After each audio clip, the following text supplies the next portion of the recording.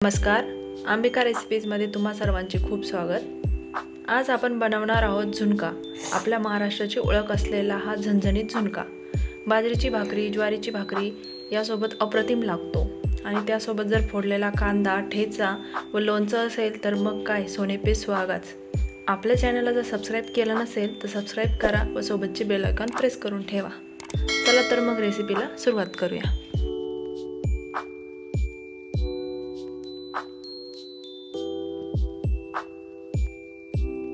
साहित्य घेतलंय आपण पीठ घेतलंय 200 ग्रॅम, बारीक चिरलेला कांदा घेतलाय, 2 मीडियम साईजचे कांदे चिरून घेतले, कांद्याची पात घेतली आहे, नंतर कोथिंबीर घेतली बारीक चिरून, कढीपत्त्याची 10-12 पाने आणि 4 हिरव्या मिरच्या उभ्या काप देऊन घेतले। इथं कोरडे मसाले घेतलेत आपण, धना पावडर 1 चमचा, गरम मसाला 1 चमचा, लाल तिखट 1 चमचा आणि हळद पावडर अर्धा चमचा।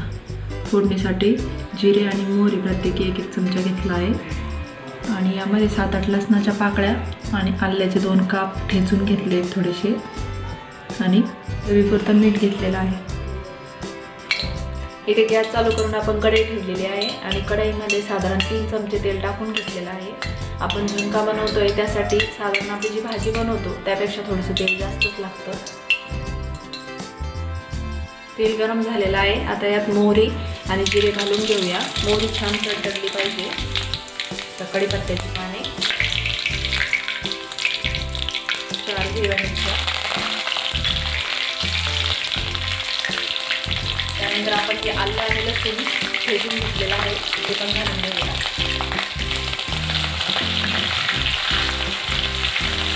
आल्याचा आणि लसूणीचा कच्चेपणा आहे तो निघून गेला पाहिजे, त्यासाठी 10 ते 15 सेकंद आपण परतून घेणार आहोत। सोनेरी रंग आला आहे थोडासा, लसूण आणि जे आलं टाकलं होतं त्याला, त्यामध्ये आता कांदा टाकून घेऊया, मिक्स करून घेऊया सर्व। कांदा छान परतून घ्यायचा आहे 2 मिनिटे।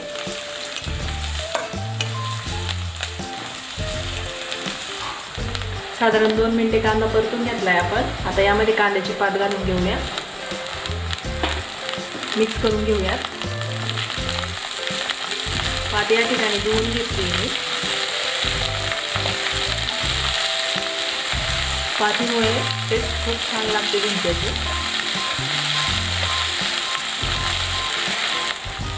कांद्याची पात थोडीशी मऊ होईपर्यंत आपण परतून घेणार आहोत साधारण 1 मिनिटभर। पात छान मऊ झालेली आहे। आता यामध्ये सुके मसाले घालून घेऊया, गरम मसाला, लाल तिखट, धना पावडर आणि हळद पावडर, मिक्स करून घेऊया।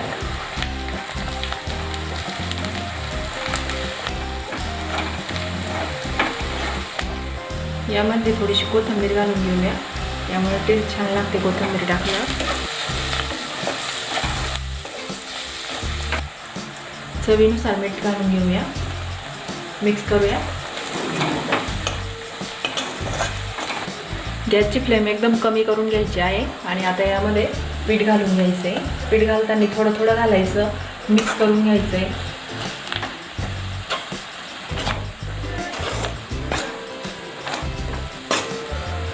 पुन्हा थोडं घालायचं, मिक्स करून घ्यायचं आहे। अशा पद्धतीने सर्व पीठ, अशा पद्धतीने आपण पीठ छान मिक्स करून घेतलेलं आहे। पीठ व्यवस्थित मिक्स करायचं आहे, गठुळ्या नाही ठेवायच्या पिठाच्या।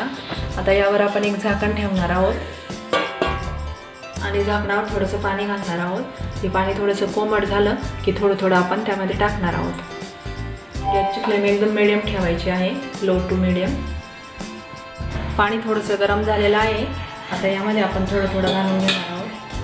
तुमच्याकडे जर नॉनस्टिकची कढई नसेल तर तुम्ही पाणी गरम करून आणि मग वापरू शकता। मिक्स करून घेऊया।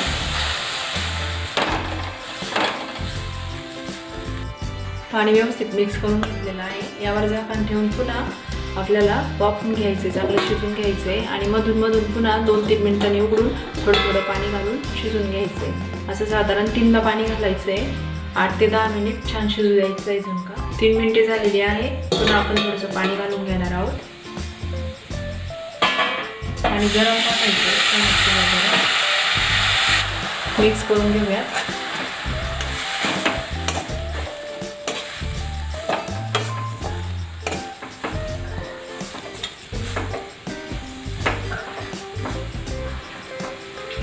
तुमच्याकडे जर नॉनस्टिक कढई नसेल, साधी कढई असेल तर तुम्ही पाणी बाजूला गरम करून घेऊ शकता आणि मग थोडं थोडं ॲड करू शकता त्यामध्ये.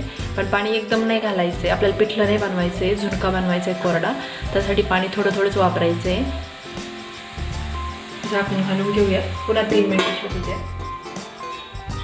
आपण तिसऱ्यांदा पाणी घालून घेतलं आहे आणि झुणका छान शिजून घेतला आहे. साधारण 8 ते 10 मिनिटं झाली आहेत आपली झुणका शिजायला. छान शिजला आहे आणि रंगही छान आलेला आहे.